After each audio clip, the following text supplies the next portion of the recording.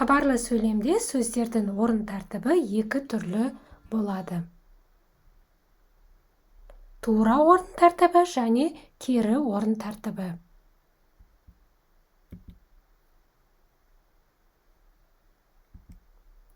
Тура орын тәртібінде сөйлемде бірінші орында бастауыш, екінші орында етістік, яғни баяндауыш, ал одан кейін қалған сөйлем мүшелері тұрады.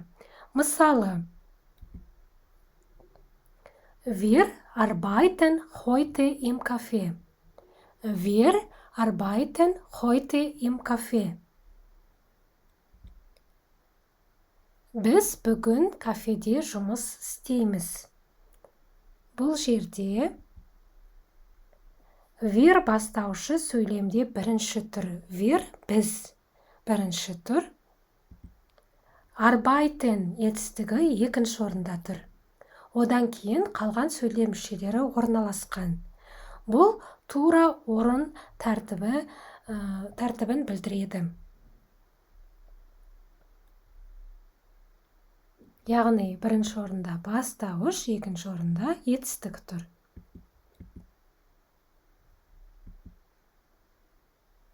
Кері орын тәртібінде сөйлемде етістік екінші орында тұрады, баяндауыш, ал бастауыш бірінші емес, үшінші орында орналасады. Алдыңғы слайдтағы мысалды кері орын тәртібімен жазып шықсақ, Heute arbeiten wir im Café. Heute arbeiten wir im Café. Бүгін біз кафеде жұмыс істейміз.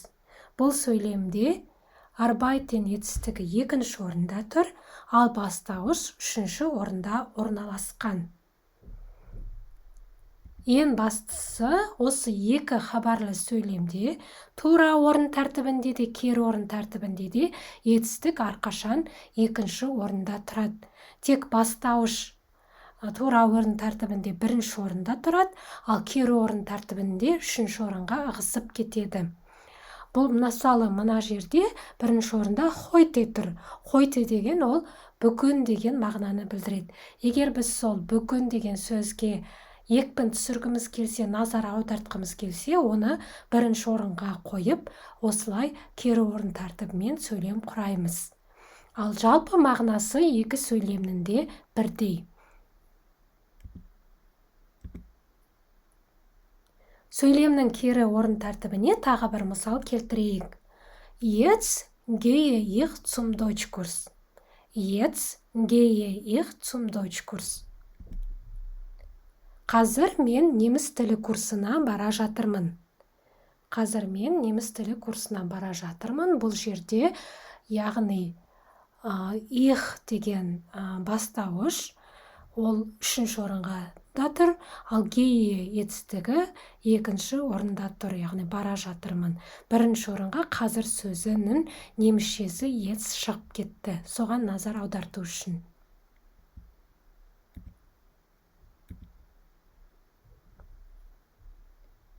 Ал енді сөйлемнің негізгі мүшелері бастауыш пен баяндауышқа тоқталайық.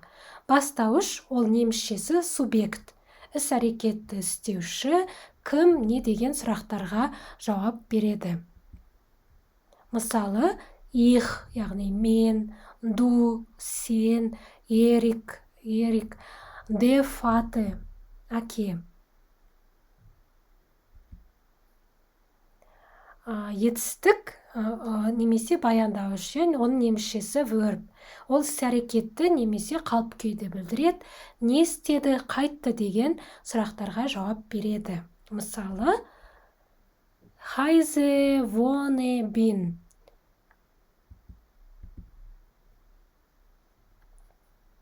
Ал қазір мына сөйлемге талдау жасайық. Ich heiße Айжан. Ich heiße Айжан. Менің атым Айжан. Бұл жерде их бастауыш, субъект, heiße етістік, баяндауыш. Ереже бойынша етістік бастауыштың әртүрлі жағына байланысты жіктеледі. Мысалы, их ол мен бірінші жақ, du сен екінші жақ, одан кейін ол деген формасы бар, біз деген формасы бар. Біз оған келесі сабақтарда тоқталамыз. Және осы жаққа байланысты, мысалы, бірінші жақта хайзе, екінші жақта хайзе емес, ол хайст болып өзгереді.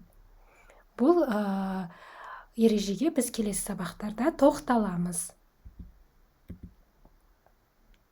Енді басқа сөйлемге назар аударайық. Du wohnst in Dresden. Du wohnst in Dresden.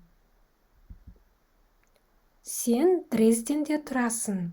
Бұл жерде du бастауыш, субъект, wohnst етістік.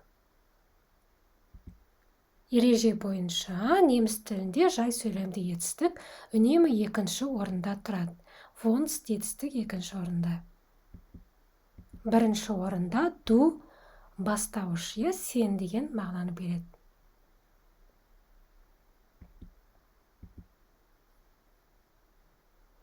Ал енді сөйлем талдауға сіздердің кезектеріңіз келді.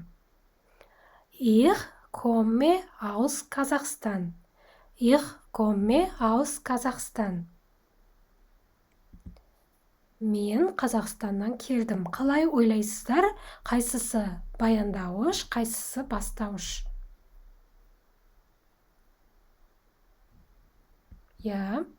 Ich бастауыш, ол субъект.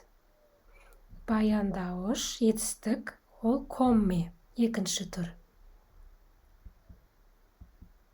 Бұл жай сөйлем болғандықтан, жай сөйлемде екінші орында үнемі етістік тұрады. Ал бастауыш тура орын тәртібі болғандықтан бірінші орында тұр.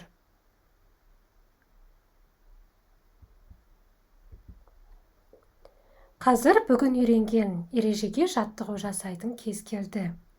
Өбің, өбің. Жаттығулар. Bilde Sätze, сөйлем құраңыз. Сіздерге бастауыш пен етістігі бар сөйлемнің бірнеше бөліктері беріледі. Сөйлем құрау үшін оларды дұрыс ретімен орналастыру қажет. Хабарлы сөйлемде етістіктің екінші орында тұратынын ұмытпаңыздар. Міне бірінші жаттығу. Осы үш сөзден дұрыс орын тәртібімен сөйлем құрауымыз керек.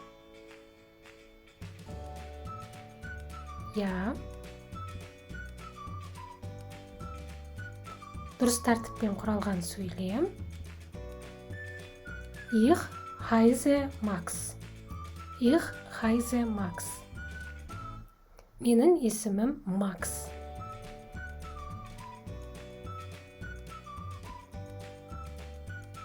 Келесі жаттығу. Сөйлем құрамыз керек. Мағынасы бар. Дұрыс жауап. Ich spreche Deutsch. Ich spreche Deutsch. Мен немісше сөйлеймін. Соңғы үшінші жаттығу.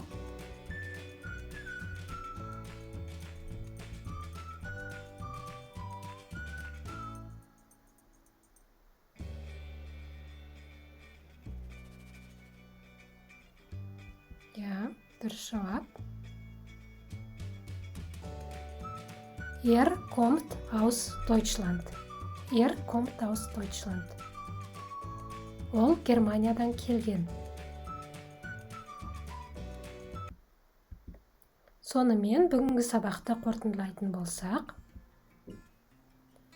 хабарлы сөйлемде сөздердің екі түрлі орын тәртібі болады. Тура және кері орын тәртібі. Хабарлы сөйлемнің тура орын тәртібінде бастауыш бірінші орында, ал етістік екінші орында орналасады.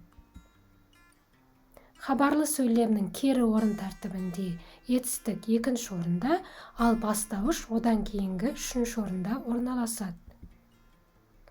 Етістік бастауыштың әртүрлі жағына байланысты жіктеледі.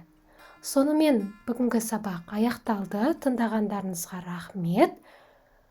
Tschüss, auf Wiedersehen.